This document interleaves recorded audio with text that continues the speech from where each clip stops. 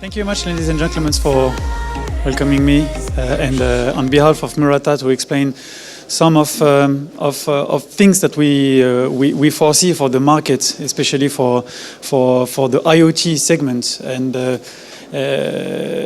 there are many things to say, especially when it's with regard of what will go on with the ISM bands, with LoRa, Sigfox, wireless, and what will be with the cellular. So my name is Samir Hennaoui. I'm French. I'm based in Paris office. I'm a product manager for all LPWA connectivity modules. So we have, as you can see in our booth, some modules for LoRa and also for Sigfox, which are already in mass productions.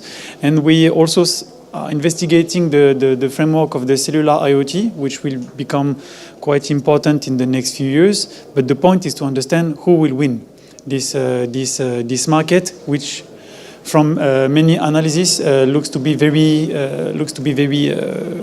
strong, even higher than what we can see so far for the mobile. So before understanding which technology is the best, which one will win for which area, we need to understand first the factors that we need to consider, because this market is very fragmented. There are many aspects to consider, like the battery lifetime, the coverage, the security, but also the environments, the full environments that we will be used. So the applications at the end, what will we go in? So when we consider cellular IoT, which the main trend is the NB-IoT and the LTCAT-M1 as of today, and what we have from the ISM bands, the LoRa one, the LoRa itself, and or the Sigfox technologies, they have quite different features, basically, that we can see. So basically on the ISM bands, we have first the Sigfox technology, which is quite established now for something more than 5 years, if I remember. So this is, of course, in the unlicensed bands and operating between 860 and 923 according to the regions that you are in. And the data rates, as you can see, is very low. So it may have, it can be very helpful for, let's say, kind of low-cost applications where you do not need heavy downloads data, when you don't need geolocations. So just for sending information like, yes, I'm alive, this is my temperature, this is my sensor position, is quite enough. LoRa, also in the frame of the ISM bands, is providing much more features. As you know, there is the uplink, downlink, so this is the full duplex. You also have the geolocations that you can run in. So let's say it's a bit more complete that you can get for Sigfox. But of course, from pricing point of view, there is some others that you need to consider. What we are considering now, this picture basically is quite old, but I wanted to put this one just to explain where we went and where we are so far. So basically today, the NB-IoT and the LTCAT-M is still quite running on through the GSMA, but we also have the EC-GSM, which is the Extreme Coverage GSM, which made some buzz, it was 1 or 2 years ago, and especially for the Asian market, because companies, IC makers like MediaTek were quite keen about this one, but as of today, this one is almost cancelled. So what we can see for the LP, the low long range segments, the dominations is most likely the LoRa and somehow also the Sigfox, and the NB1 and the LTCAT-M1. Later on, maybe starting 2020, 2022, in order to decrease as maximum the pricing for the LPWA, the 5G also may be some interesting on this framework. So now let's move on to see what's the LPWA trends when we look what is going on right now and what should it be for the coming years. As we can see, the current cellular M2M application, which is most likely driven by the 2G and also by the 3G, is still remaining dominant so far from what we see from 2017 and also in 2019. But as you can see, the thanks to the LPWA's technologies, whatever ISM or cellular bands is taking over the very mature standard that we can see. And it's getting very, very, very much mature when we consider, even in 2015, something like 3.5 billion devices which will be connected through the ISM or the cellular bands. So less and less we will see these technologies. Also, I had the opportunities to discuss with many operators in Europe or also in APAC region or in the US. The 2G technologies will be stopped in the near future. So they're about also to reform the 2G to go on the 3G as well. So which means that this current standard that we will see will disappear also in the near future. So then, if we look the trend of what was in 2016 and what will be in 2021, if we just focus on the cellular on the cellular area, what we can see is that the GSM was quite powerful at this time, with something like 75 million devices connected with this technology, and somehow a bit was for the edge, and some also for the Cat1 was in. But if we project ourselves 5 years later, we can see that NB-IoT in the framework of the cellular will be very massive. The prediction is something like a bit above 2 million pieces would be connected with that, and the Cat-M1 will be the following technology with something like 1 million. So there are very good advantage by using these two. This NB-IoT will be quite quite interesting for static devices, especially when we consider the smart meter, because there is no mobility by using the NB1. But the point is that the data rates that you can have for it is a bit higher than you have for LoRa. So the data exchange that you may use is a bit higher. So it may have some interest in some use case. The Cat-M1 is much more useful for the geolocations. You have much more data. You can also pass what we call the VO LTE. So you can also have some voice over LTE that you can use with the Cat-M1. So for some use case, for some risky use case, for instance, let's consider elevators. If you have any problems, and if you need to ensure a very nice network from your elevators and to the monitoring center, Cat-M1 also can be a good use. So now let's see the forecast that we will see that that I put it for the cellular. And what is interesting, I think most of you knows what's going on for the LoRa activity, but we can basically see the same trend from the cellular activity to the ISM bands. The main markets that we are seeing so far, basically what we can see here, the smart metering over the 2025 will also be dominant. What we predict is that it will be even more dominant than with the LoRa standard so far. So this will be quite important. But at the end, if you look at the trend from 2021 to 2020, even if it's dominant, we can see a kind of saturation point, because the turnover of the smart meter is pretty low. So when we will reach the maximum point, it will be quite high, but actually it will not be the mainstream for the LPWA. So what will be the other segments from where we need to focus on the cellular IoT and also on the LoRa network? We can see also the smart building. Smart building will be very important. As you can see, the conversion will start a bit later, because the market is already quite populated with the short-range technologies, like especially the Zigbee is very powerful in this area. So the time to convert from the Zigbee or the Wi-Fi to the LPWA may take some time, but most of people see the interest, because in terms of cost, for covering wall building just with one gateway and providing maybe 10K devices inside inside the building is much more cost competitive, and also the complexity is much more simple than using a mesh network with a BLE, Wi-Fi, or the Zigbee. So this is a quite interesting framework that we need to consider as well. And what is for me the biggest trend that we will see so far is the logistic and tracking. Tracking will be a massive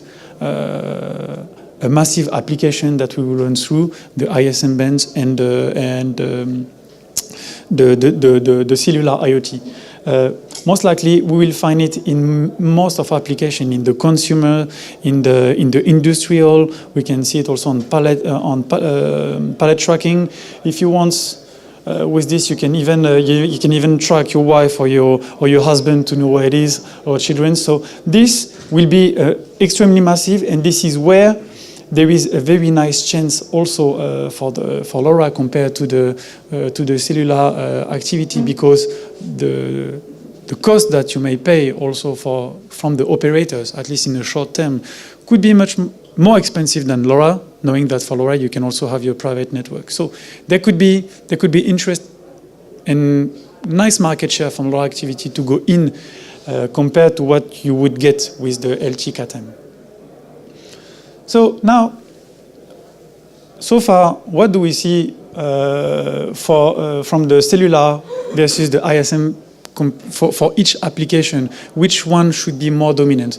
Okay, we cannot predict as accurately as it is today, but we can have some assumptions.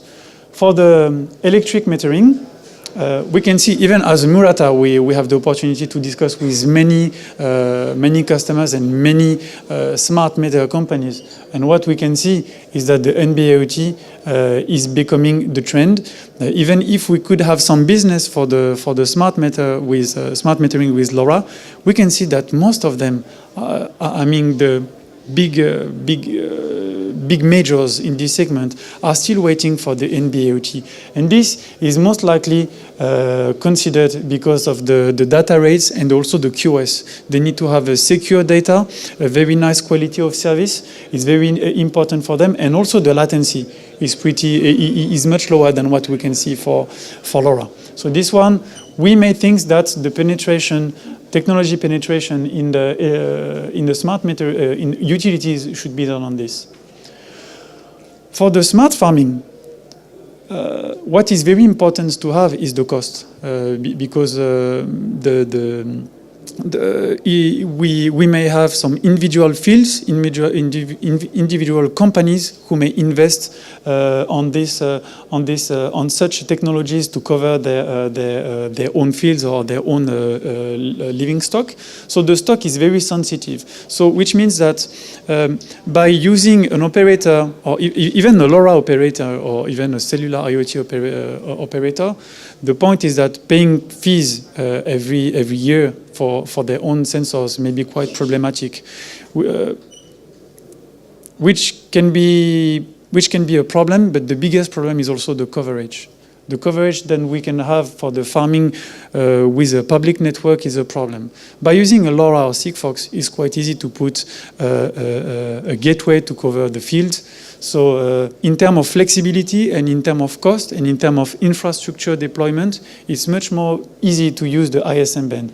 So that's why we think that the smart farming, which will be a very important segment when we consider especially Australia, New Zealand, South America, Africa, and some countries, especially Netherlands, where the agriculture is very important, we consider that the LoRa will be quite powerful. And then there are the manufacturing automations. Manufacturing automation is very fragmented market. There are many kind of requirements. Some of them are very risky, especially for peoples who are working on. So that's why we believe that it will be all of these technologies can be present according to the final applications. LTE-Cat-M1 should be also very important, especially for car manufacturing, such kind of very low latency latency request or very high data rates information that we need to provide. So LTCAT-M1 may have a good presence also on such kind of applications. So smart building. The smart building as well is also very fragmented. The enterprise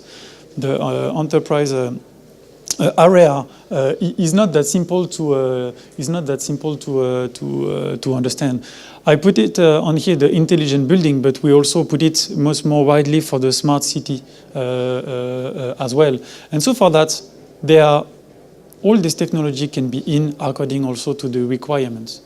So yeah, no lead technology for such markets.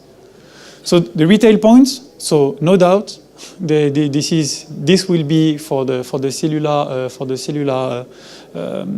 cellular applications. The SIM is very important, and also the banks and operators, and even such manufacturer like Ingenico will only use very secure network, and the network security for the cellular is much more robust for the ISM bands, because it's confirmed by the GSMA Council, so which is a part of the 3GPP, that the SIM needs to be used.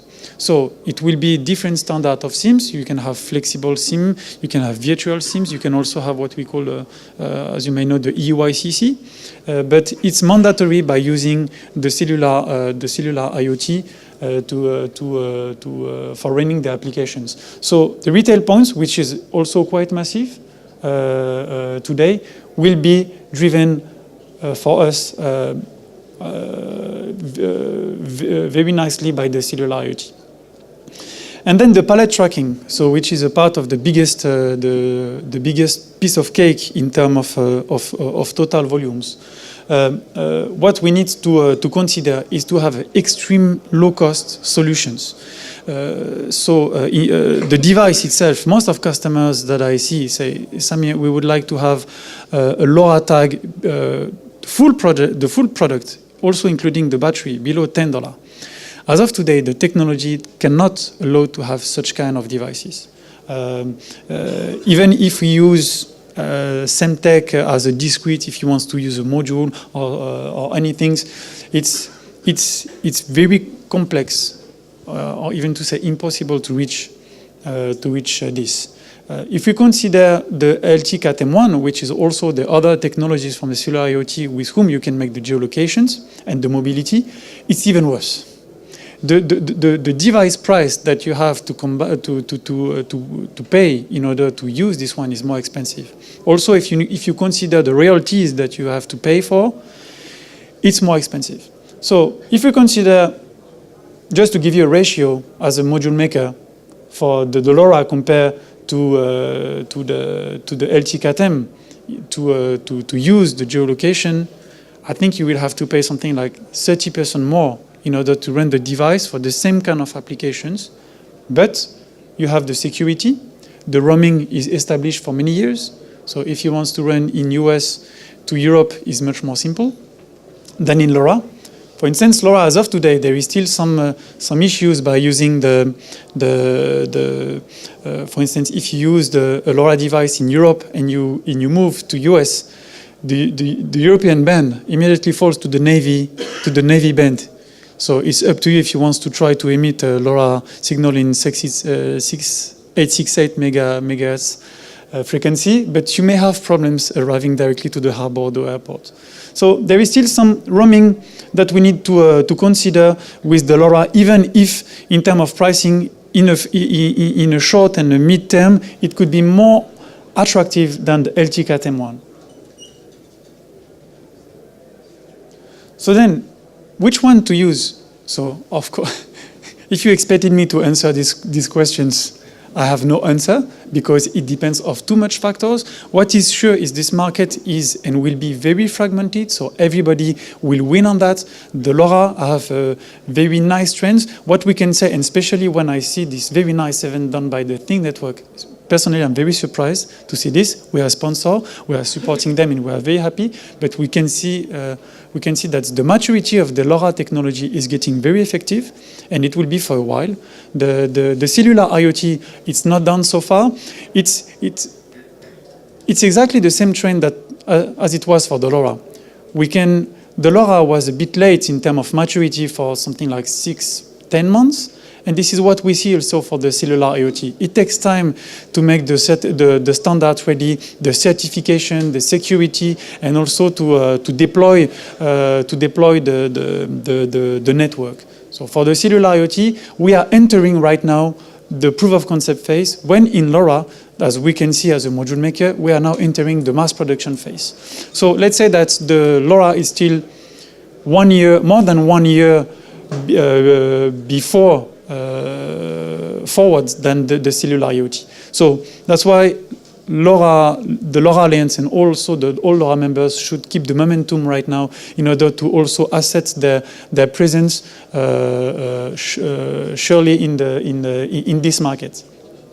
So basically, what we recommend, and also this is what also the voice of many people on the LoRa Alliance are mentioning.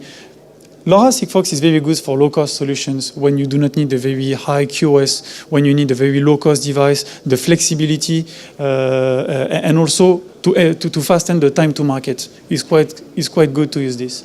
And for the NB-IoT LT-Cat M1, this is much more for robust technology that you have, low latency, very nice roaming, and also good security for your device. So that's basically what I mean. Thank you very much.